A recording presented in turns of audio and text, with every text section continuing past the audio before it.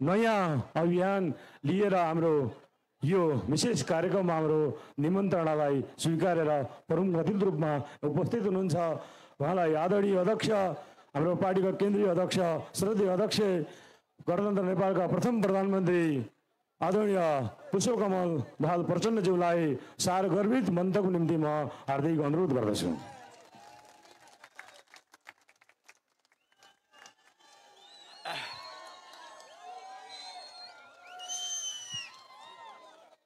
धन्यवाद कार्यक्रम सञ्चालक कमरेडलाई। कार्यक्रमका अध्यक्ष तथा यसमा विशिष्ट अतिथिका रूपमा उपस्थित हाम्रो पार्टी केन्द्रका उपाध्यक्ष कमरेड अग्नि सापकोटा लगायत सबै केन्द्रीय समितिका सहयोद्धा कमरेडहरू र यस प्रदेश र जिल्लाका सबै पदाधिकारी र सदस्य कमरेडहरू, म पार्टी केन्द्रको तर्फबाट मेरो तर्फबाट एकचोटि तपाईहरू सबैलाई लाल सलाम भन्न चाहन्छु। आदरणीय जनसमुदाय, आज मलाई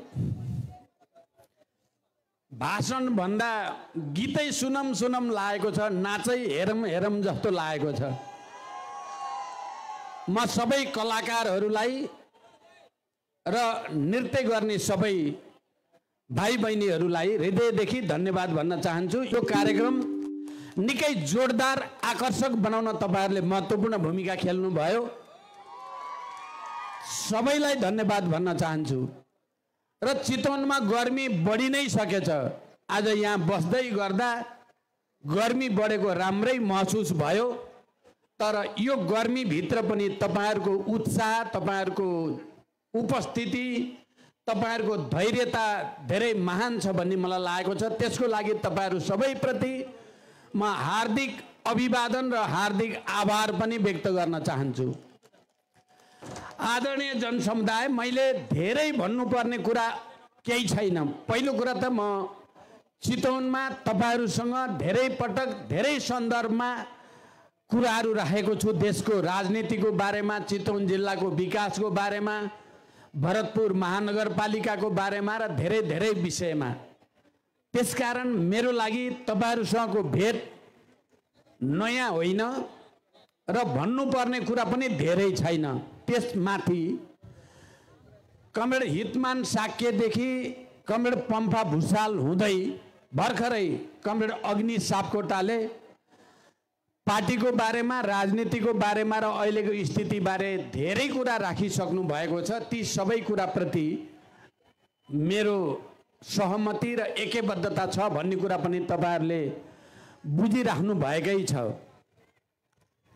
अहिले हामीले केन्द्रीय समितिको बैठकबाट अलि गम्भीर ढङ्गले हाम्रो आन्दोलनको, नेपालको राजनीतिको घटनाक्रमको समीक्षा गर्यौं, अलि गम्भीर समीक्षा गर्यौं र कहीं न कहीं केही न केही कुरा टुटेको छ, कहीं न कहीं केही कुरा छुटेको छ, जसका कारणले देशमा बुर्जुवा प्रतिक्रियावादीहरू, दलालहरू, नोकरशाहहरूले टाउको उठाउने मौका पाएका छन् भन्ने निष्कर्ष निकाल्यौं र त्यो टुटेको कडी, छुटेको कडी भनेको जनतासँगको हाम्रो घनिष्ठ सम्बन्धमा आएको कमी नै हो भन्ने निष्कर्ष निकाल्यौं। हामीले हाम्रो रोगको बारेमा डायग्नोसिस गर्ने कोसिस गर्यौं। हामीलाई साँच्चै केही रोग लागेको हो त? माओवादी केन्द्रलाई त्यत्रो इतिहास परिवर्तन गर्ने, युग परिवर्तन गर्ने, हजारौंको हाँसी हाँसी बलिदान गर्ने पार्टी अहिले कता कता कहिले दायाँतिर, कहिले बायाँतिर, कहिले कांग्रेसतिर, कहिले एमालेतिर हुँदै गर्दा हामीलाई सरुवा रोग लागेकै हो त? हामीले गम्भीर ढङ्गले डायग्नोसिस गर्ने, अपरेसन गर्ने कोसिस गर्यौं र हामीलाई के लाग्यो भने हामीलाई अलिअलि धेरै रोग लागेर हामी सिद्धिएको त होइन, तर रोग चाहिँ हामीलाई लागेकै छ, सरुवा रोग। र त्यसको उपचारको विधिको बारेमा पनि हामीले गम्भीर रूपले विचार गर्यौं। मैले आफैले पनि धेरै गम्भीर रूपले सोचेँ। म आफै जीवित हुँदा त्यत्रो महान जनयुद्धको नेतृत्व हजारौं बेपत्ता, हजारौं शहीद भएर सङ्घीय लोकतान्त्रिक गणतन्त्र शान्ति सम्झौता संविधान सभा संविधान हुने अहिले आफू जीवित रहँदै गर्दा कता कता हाम्रो त्यो महान गौरव गाथा, त्यो इतिहास, त्यो रक्तरञ्जित इतिहास पनि भन्न सकिन्छ। नेपालको इतिहासमा अभूतपूर्व र असाधारण क्रान्ति धमिलो हुन थालेकै हो त भन्ने समीक्षा गर्यौं हामीले। र मैले पहिला त यो कहाँबाट यसलाई उपचार गर्ने भन्दा नेतृत्व तहबाट नै केही रिकर्डहरू, केही सङ्कल्पहरू, केही नयाँ प्रतिबद्धताहरू जनताले देख्ने गरी, जनताले बुझ्ने गरी हामीले कदम चाल्नुपर्छ भन्ने निष्कर्ष मैले निकालेँ।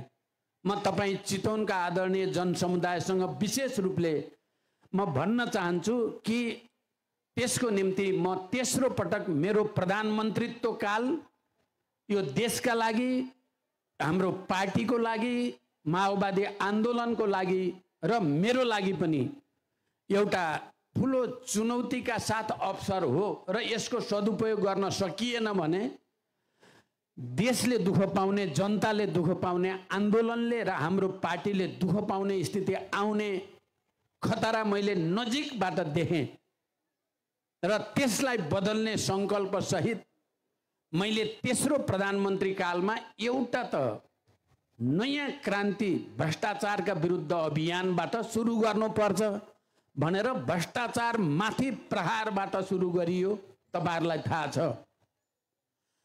दोस्रो, सामाजिक विभेद हामीले संविधानमा र कानुनमा केही कुरा सुधार गरे पनि अझै पनि व्यवहारमा र संस्कृतिमा अझै विभेदको अन्त्य भएको छैन।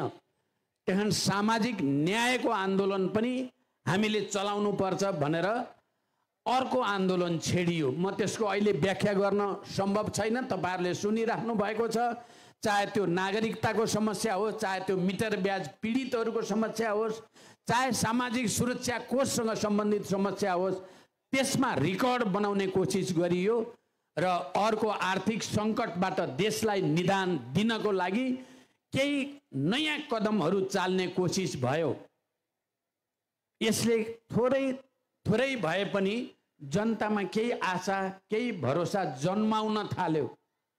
अन्तर्राष्ट्रिय रूपमा चाहे हिन्दुस्तान भ्रमणको क्रममा होस्, चाहे चाइना भ्रमणको क्रममा होस्, चाहे राष्ट्रसङ्घ होस्, चाहे इटाली होस्, चाहे दुबईमा जलवायु परिवर्तन सम्बन्धी अन्तर्राष्ट्रिय सम्मेलनको कुरा होस्, मैले नेपाल र नेपाली जनताको हितमा केही रिकर्डहरू बनाउने कोसिस गरेँ। साँच्चै नेपालको प्रतिष्ठा विश्वभरि नयाँ उचाइमा उठ्यो। संसारले, मैले अहिले त्यसको धेरै व्याख्या गर्न सम्भव छैन, संसारभरिका सबै नेताहरूले नेपाल देखिन थाल्यो, नेपाल सुनिन थाल्यो। नेपालको नेतृत्वका विचारहरू नसुनिकन अब विश्वका समस्या समाधान गर्न एक्लै सम्भव छैन भन्ने तर्क वितर्क हुन थाले। मेरै कानले ती अन्तर्राष्ट्रिय मञ्चहरूमा त्यो सुने। यो तपाईँ हामी सबैको निम्ति गर्वको कुरा हो। तर त्यही सुशासन, भ्रष्टाचार विरोधी अभियानको नेतृत्व गरे बापत, त्यही सामाजिक विभेदका विरुद्ध सामाजिक न्यायको आन्दोलन उठाए बापत, त्यही आर्थिक सङ्कट समाधान गरेर अन्तर्राष्ट्रिय सम्बन्ध मजबुत बनाउने पहल गरे बापत मलाई यो देशका दलालहरूले, बिचौलियाहरूले, नोकरशाहहरूले अनेक प्रपञ्च र षड्यन्त्र गरेर सरकारबाट बाहिर पुर्याए। तपाईहरुलाई थाहा छ त्यो कुरा। तर त्यो 18 महिनामा गरेको कामको समीक्षा सहित नेपाली जनताले म बाहिर आउँदै गर्दा म प्रति, मेरो पार्टीप्रति र मैले नेतृत्व गरेको आन्दोलनप्रति एउटा नयाँ आशा र नयाँ भरोसा फेरि लिन थालेको अनुभूति मैले गरेँ। म तपाईहरुले देख्नुभयो, म पूर्वदेखि पश्चिम, उत्तरदेखि दक्षिण लगातार जनताको बीचमा जाने एउटा नयाँ सङ्कल्प सहित हिँड्दै जाँदा जनताको भरोसा, जनताको विश्वास बढ्दै गएको मैले अनुभूति गरेँ र त्यही क्रममा केन्द्रीय समितिको बैठक बसेर हामीले गम्भीर समीक्षा गरेर हामीलाई लागेको रोगको उपचार हस्पिटल गएर हुन सक्दैन। कुनै डाक्टरले पनि हाम्रो उपचार गर्न सक्दैन। हामीलाई लागेको उपचार गर्ने एक मात्र डाक्टर श्रमजीवी नेपाली जनता हो। जनताको बीचमा जाने संकल्प सहित हामी साँच्चै रूपान्तरण भयौं भने जनताले हाम्रो उपचार राम्रैसँग गर्छ। हिजो पनि जनता नै हो जसले हामीलाई सिंहदरबार पुर्याइदियो। 64 सालको निर्वाचनमा देशको सबभन्दा ठुलो पार्टी बनाएर हामीलाई त्यहाँ पुर्याउने कुनै कांग्रेसका नेताले दया गरेर या एमालेले या कुनै राजा महाराजाले दया गरेर हामीलाई त्यहाँ पुर्याएको थिएन। हामीलाई श्रमजीवी जनताहरूले, यो देशका सबै उत्पीडित महिला, दलित, आदिवासी, जनजाति, मजदुर, किसान, मधेसी, थारू, अल्पसंख्यक, मुस्लिम सबैको साथ र सहयोग, किनकि हामी उहाँहरूकै काखमा हुर्क्यौं बढ्यौं। त्यसकारण हामी अपराजय भयौं। हामीलाई कसैले जित्नै सकेन। हामीलाई नेपाल सरकारले जित्न त सकेन। अन्तर्राष्ट्रिय प्रतिक्रियावादले पनि अब माओवादीलाई नेपालमा दबाएर सकिँदैन, अर्कै तरिका अपनाउनु पर्छ भनेर नै एउटा नयाँ प्रक्रियातिर गएको हो। हामी कता कता शान्ति सम्झौतापछि हाम्रो वर्ग, हाम्रो राजनीतिक मुद्दा, हाम्रा उत्पीडित जाति, समुदाय, क्षेत्र सबैसँगको सम्बन्ध हाम्रो कमजोर हुनुको कारणले नै प्रतिक्रियावादीहरू हौसिँदै गए। जाली झेलीहरू, फटाहरू अलिकति हौसिँदै गए। जनता अलि निराश, कहीँ न कहीँ जनतामा फ्रस्ट्रेसन एक खालको पैदा हुँदै गयो। त्यसको कारण यही हो भन्ने निष्कर्ष निकालेपछि हामी यथास्थितिलाई तोड्नै पर्छ भनेर नै हामीले पहिला त सुरुवात गर्यौं हुलाकी मार्ग केन्द्रित तराई मधेस जागरण अभियान। त्यसको सुरुवात गर्यौं र झापाबाट तपाईहरुले देख्नुभयो आज चितवनसम्म हामी हुलाकी मार्गमै छौं। हुलाकी मार्ग केन्द्रित भएर तराई मधेसका 11 जिल्लामा हामीले अभूतपूर्व जनसहभागिता देख्यौं। हामी जनताकै घरमा बस्यौं, शहीदहरुकै घरमा। हामी उनीहरुकै परिवारसँग उनीहरुले जे खान्छन् हामीले त्यही खायौं, उनीहरु जसरी सुत्छन् हामी त्यसरी नै सुत्यौं। हामीले आत्मालोचना गर्यौं, कहीं न कहीं हामी चुक्यौं बीचमा, तर हामीले महसुस गर्यौं हामी जनताका छोराछोरी हुनुको नाताले हामी रूपान्तरण हुन चाहन्छौं। तपाईहरुले हामीलाई साथ दिन पर्यो, नत्र प्रतिक्रियावादी जाली झेलीहरुले यो देशलाई फेरि एउटा ठूलो दुर्घटनामा हाल्न सक्छन्।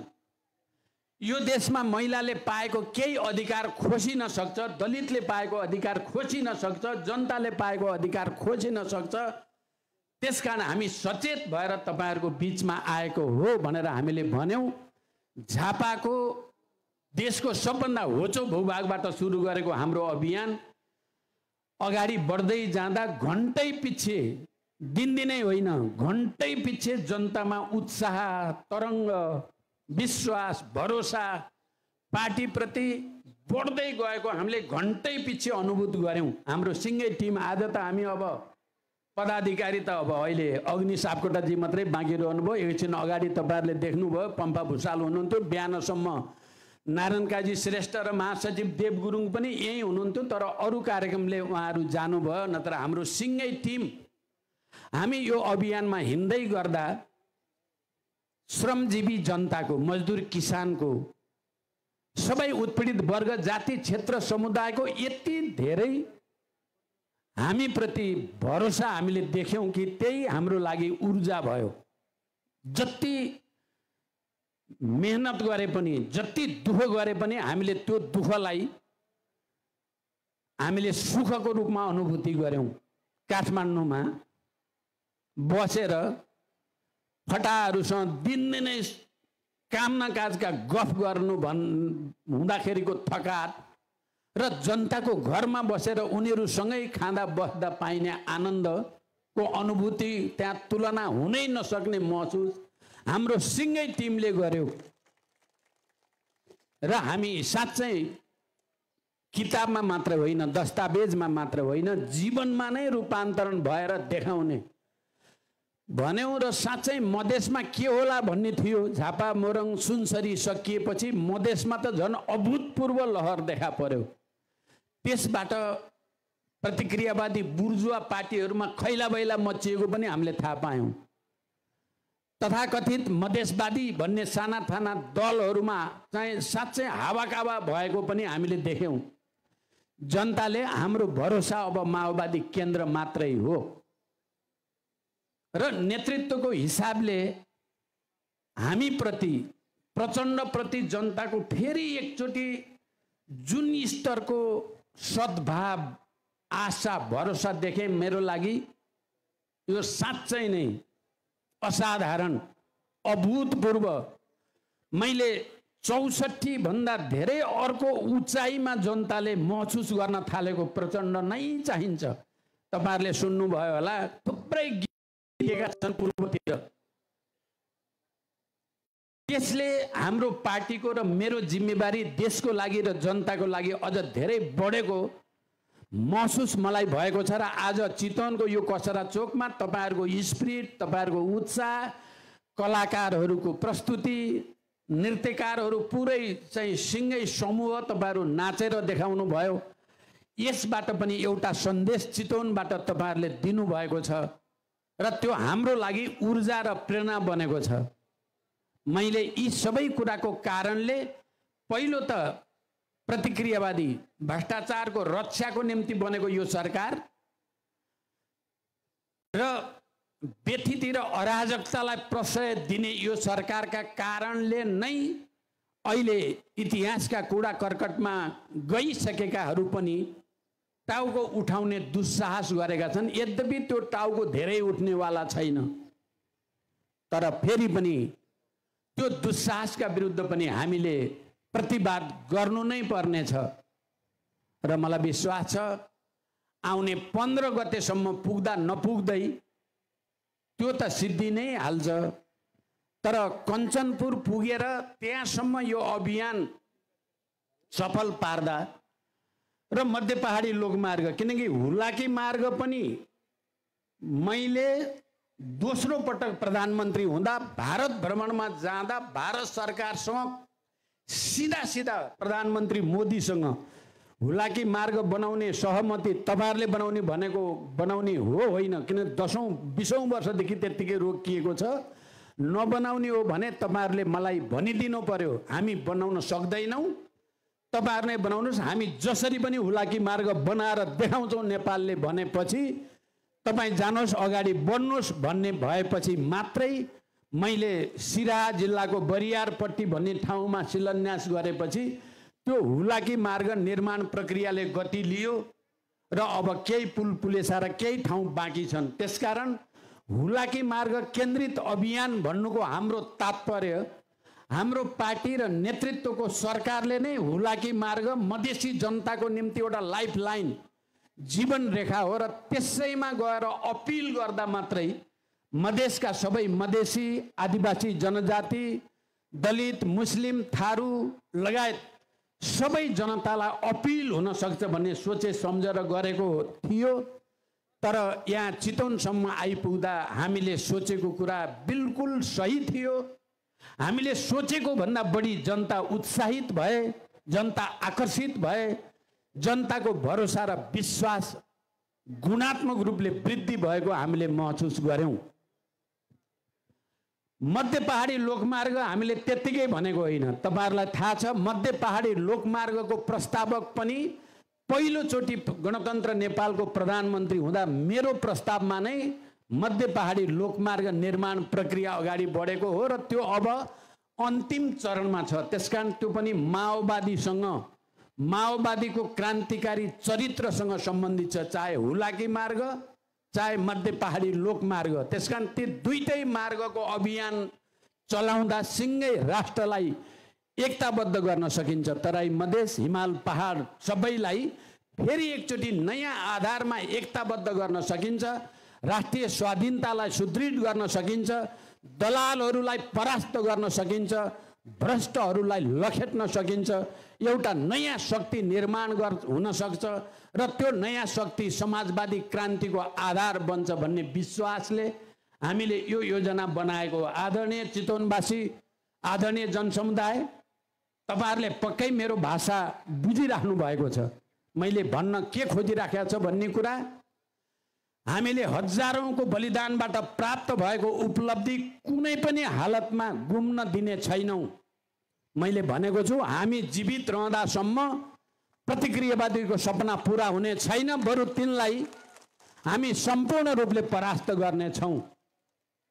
र मैले के भनेको छु भने, हाम्रै जीवनकालमा अझै धेरै यो संविधानलाई परिमार्जन गर्नु छ। यो संविधानमा केही धेरै राम्रा कुरा परेका छन् सबै उत्पीडित वर्ग, जाति, क्षेत्र, लिङ्ग, समुदायको निम्ति, तर ती पूरा छैनन्, पर्याप्त छैनन्। अझै हामी अरू उपलब्धिको निम्ति अगाडि जानु छ। त्यसको निम्ति मैले भनेको छु, यो संविधानलाई उपयुक्त हुने शासकीय स्वरूप भनेको प्रत्यक्ष निर्वाचित कार्यकारी राष्ट्रपति नै हो। जबसम्म यो देश त्यहाँ पुग्दैन तबसम्म राजनीतिक स्थिरता र विकासको गति लिन सक्दैन। हामीले यो कुरा त्यति बेलै भनेका थियौं र अहिले यो अभियानमा पनि मैले आम नेपाली जनतालाई यो अपिल गरेको छु, त्यहाँ हामी पुग्नै पर्छ। त्यहाँ हामी पुग्नै पर्छ। त्यसले मात्रै देशमा राजनीतिक स्थायित्व र विकासको आधार दिन्छ र भ्रष्टाचारलाई रोक्ने वस्तुगत जमिन तयार हुन्छ भन्ने छ। र त्यसै गरी निर्वाचन प्रणाली, एउटा ओडा जित्नको लागि करोड भन्दा बढी खर्च गर्नु निर्वाचन प्रणाली, जनताको निर्वाचन प्रणाली हुनै सक्दैन। एउटा पालिका जित्न 5-7 करोड खर्च गर्न पर्ने निर्वाचन प्रणाली, जनताको निर्वाचन प्रणाली हुनै सक्दैन। प्रदेश जित्न 8-10 करोड, सङ्घ जित्न 40-50 करोड खर्च गर्नुपर्ने जनताको प्रणाली हुनै सक्दैन। त्यसकारण पूर्ण समानुपातिक तर प्रत्यक्ष निर्वाचन प्रणाली, नोट गर्नु होला, अहिले मलाई व्याख्या गर्ने समय छैन। पूर्ण समानुपातिक तर प्रत्यक्ष, समानुपातिक पनि प्रत्यक्ष निर्वाचन प्रणाली गर्यो भने मात्रै खर्च पनि हुँदैन, जनता जो कोही चुनाव लड्ने स्वतन्त्रताको उपयोग गर्न सक्छ र त्यो साँच्चै जनताको निर्वाचन प्रणाली हुन सक्छ। त्यहाँ यो देशलाई हामीले पुर्याउनै पर्छ। त्यो ठाउँमा हामीले यो देशलाई पुर्याउनु नै पर्छ। र अनि सांसद हुनको लागि करोडौं खर्च गर्ने, सांसद बनिसकेपछि मन्त्री हुनको लागि फेरि मूल नेतालाई फेरि करोडौं नजराना बुझाउने, मन्त्री भइसकेपछि भ्रष्टाचार गरेर त्यही खर्च गरेको पैसा उठाउने, यसले भ्रष्टाचार बाहेक केहीलाई मद्दत गरेको छैन। हुन के पर्यो भने, प्रत्यक्ष निर्वाचित कार्यकारी राष्ट्रपति भएपछि उसले 5 वर्षको लागि देशको विकासको निम्ति, सामाजिक न्यायको निम्ति, समाजवादको निम्ति विज्ञहरूलाई मन्त्री बनाउन पाउनु पर्यो। सांसद हुन परेन मन्त्री हुनलाई। सांसद मन्त्री हुँदा भ्रष्टाचार नराम्रोसँग फैलिएको छ, भ्रष्टाचारको रोग। राष्ट्रपतिले स्वास्थ्य मन्त्रीमा स्वास्थ्य सम्बन्धी राम्रो ज्ञान भएको अनुभवी विज्ञलाई मन्त्री बनाउन पाउनु पर्यो। शिक्षा मन्त्री शिक्षा सम्बन्धी अध्ययन, ज्ञान, अनुभव भएको मान्छेलाई शिक्षा मन्त्री बनाउन पाउनु पर्यो। अहिले त भएको के छ, तपाईँ हेर्नुभयो मन्त्रीका अनुहारहरू भने, जो सबभन्दा बढी भ्रष्टाचारमा लिप्त छ उसैलाई ऊर्जा मन्त्री दिएको छ, अझ लुट। अनि राम्रो काम गर्नलाई को परेको छ, चिथोरेको छ, कसरी हुन्छ त्यसलाई सताएको छ। यदि प्रत्यक्ष निर्वाचित कार्यकारी राष्ट्र भयो तर विज्ञहरूलाई मन्त्री बनाउने भयो भने, अनि विश्वविद्यालयका प्राध्यापकहरू मन्त्री हुन थाल्छन्, विद्यालयका अनुभवी शिक्षकहरू मन्त्री हुन पाउँछन्, मजदुर आन्दोलनका अनुभवी नेताहरू स्वतः मन्त्री बन्न पाउँछन्। अनि मात्रै देशमा स्थिरता हुन्छ, विकास हुन्छ, भ्रष्टाचार रोकिन्छ। यही उद्देश्यको निम्ति हामी यो अभियानमा छौं। आदरणीय जनसमुदाय, तपाईहरू सबैले यो कुरालाई देखिराख्नु भएको छ। त्यसमाथि चितवनमा अघिल्लोपट्टि तपाईँहरूको जनप्रतिनिधिका रूपमा मैले जे जति चितवनको विकासको निम्ति गर्न सकेँ मैले आफ्नो ठाउँबाट इमान्दार प्रयास गरेको पक्कै तपाईँहरूले सम्झिरहनु भएको होला।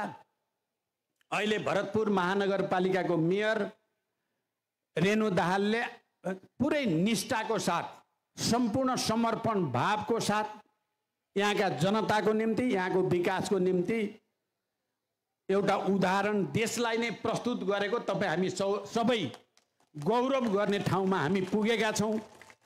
हामी सबैको निम्ति गर्वको कुरा हो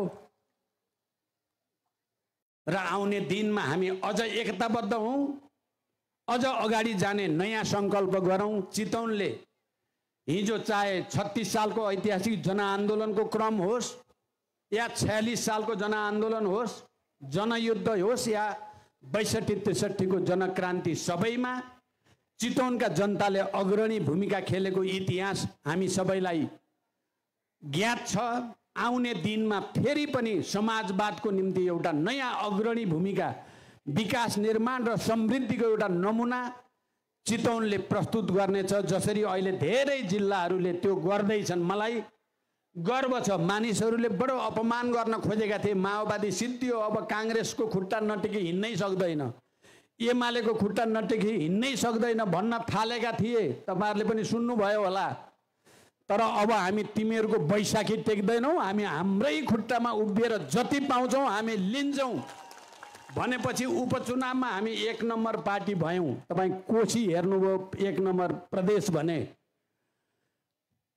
काङ्ग्रेस र एमाले दुईटै मिल्दा पनि, मिलेको मात्र होइन मिलेर पनि के हुन्छ, काङ्ग्रेसको चुनाव चिन्ह एमालेको चुनाव चिन्ह काङ्ग्रेसले लिँदा पनि अत्यधिक माओवादी उम्मेदवारले अत्यधिक मतले विजयी भएर एउटा उदाहरण प्रस्तुत भइसकेको छ।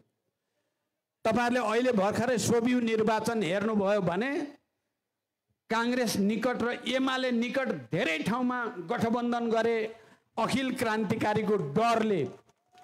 तर त्यसरी गठबन्धन गर्दा पनि धेरै ठाउँमा उनीहरू हारेर अखिल क्रान्तिकारी नै जित्यो। अखिल क्रान्तिकारीले इतिहास बनायो। चितवनमा पहिलोचोटि इन्जिनियरिङ क्याम्पसको चुनाव हेर्नुभयो तपाईँहरूले। मैले आउँदै उनीहरूलाई बधाई दिने अवसर प्राप्त गरेँ। तपाईँहरूले पाल्पा हेर्नुभयो, 30 वर्षपछि पाल्पामा इतिहास बदलियो। प्रतिक्रियावादी बुर्जुवाहरूको गढ तोडेर अखिल क्रान्तिकारीले झन्डा गाड्यो। अब गाड्यो। तपाईँहरूले हेर्नुभयो पूर्वको सबभन्दा ठुलो कलेज महेन्द्र मोरङ क्याम्पस 20औं वर्षदेखि बुर्जुवाहरूको कब्जामा थियो। अहिले त्यो गढ तोडियो र अखिल क्रान्तिकारीले झन्डा गाड्यो।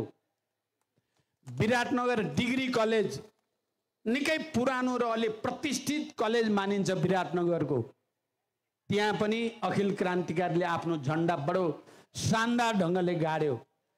यो कलेजमा पढ्ने बुद्धिजीवी विद्यार्थीहरू ती कुनै साना बुढाहरू होइनन्, ती बुद्धिजीवीहरू पढे लेखेका देशको राजनीतिक गतिविधि बुझ्ने मान्छेहरूको जमात हो। युनिभर्सिटी कलेजमा पढ्ने विद्यार्थीहरू, उनीहरूले ट्रेन देखाइदिए। अब यो नेपालको ट्रेन कतापट्टि जाँदैछ, कतापट्टि जानुपर्छ भन्ने प्रवृत्ति उनीहरूले देखाएको छन्। उनीहरू सबैलाई म बधाई भन्न चाहन्छु, शुभकामना भन्न चाहन्छु र हामी सबैले त्यो ट्रेनलाई राम्रोसँग बुझ्न जरुरी छ। मैले केन्द्रीय समितिको बैठक लगत्तै मोरङमा, सुनसरी र झापामा जाँदा जनतामा जे उभार देखेँ मैले, र मैले भने मैले त कता कता 64 को झल्को आयो मलाई त पूर्वमा भनेको थिएँ। सायद तपाईँहरूले सुन्नुभयो होला 64 को झल्को। मैले झल्को मात्रै के भनेको थिएँ, साँच्चै भयो त्यो त। ग्रामथानमा काङ्ग्रेस एमाले भन्दा कति मतले माओवादीले जित्यो पालिका। 1 नम्बर पार्टी भयो काङ्ग्रेस एमाले, दोस्रो र तेस्रोमा गए प्रदेशभरि। अहिले विद्यार्थीमा क्लिन स्विप भनिदिए पनि हुन्छ, सब सखाप भयो। अरू तपाईँहरू हेर्नु होला राम्रोसँग, यसले के सङ्केत गर्छ। मैले भनेको 64 को सङ्केत देखियो है झल्को। तर मैले सोचे भन्दा जनता अझ धेरै अगाडि गएको जस्तो मलाई लागेको छ। 84 मा सायद तपाईँ हामी सबै एक भएर मेहनत गऱ्यौँ भने यी भ्रष्टाचारी दलाल बुर्जुवाहरू, बिचौलिया, यी सबै भूमाफियाहरूको दिन सिद्धिन्छ, जनताको असली राज आउँछ भन्ने म विश्वास तपाईँहरूको अगाडि व्यक्त गर्न चाहन्छु।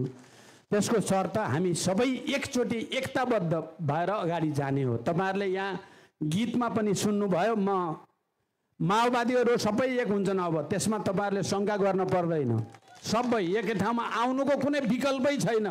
र मैले त्यसको निम्ति के कति गर्नुपर्ने हो सबै गर्छु। मैले माओवादीलाई किताब, अब माओवादी मात्रै होइन, पर्सि समाजवादी मोर्चाको कार्यक्रम हुँदैछ, समाजवादी मोर्चालाई पनि एउटै केन्द्रमा ल्याउने मेरो कोसिस छ। त्यसो भयो भने यो देशमा हामीले साँच्चै एउटा अर्को चाहिँ रिकर्ड, अर्को असाधारण परिस्थिति बनाउन सकिन्छ र हामीले बनाउनै पर्छ पनि। मैले तपाईँहरूलाई कहिलेकाहीँ लाग्छ होला बिहानै दौडेर मर्निङ वाक गरेको छ, जनताको घर घरमा पसेर फुल ल्याएको छ, मानिसहरू बाहिर निक्लेर चाहिँ अब तपाईँमाथि नै भरोसा छ भनेर आँखाभरि आँसु निकाल्छन् जनता, बुढाबुढीहरू, युवा युवतीहरू, बालबच्चाहरू।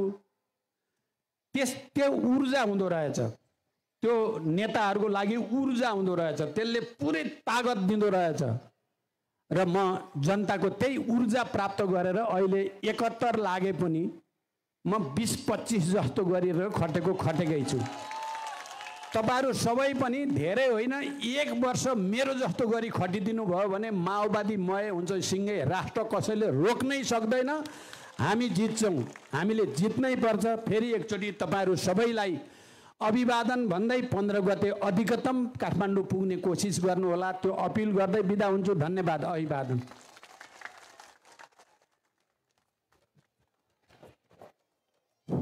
हार्दिक आभार व्यक्त गर्न चाहन्छु हाम्रो आजको आदरणीय अध्यक्ष हाम्रो प्रचण्डलाई।